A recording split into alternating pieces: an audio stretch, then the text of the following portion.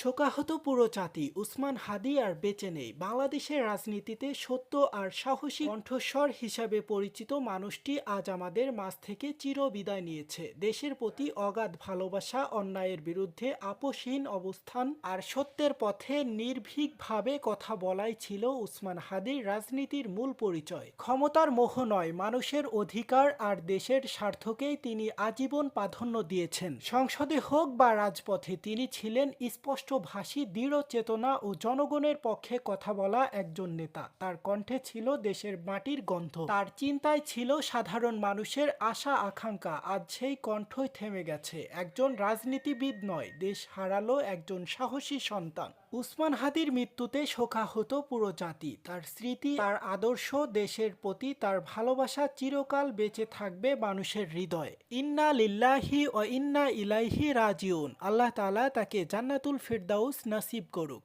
আল্লাহুম্মা আমিন। এই সে global news, সাথে আছে আমি হুসাইন আহমেদ। সকলকে অনেক অনেক ধন্যবাদ।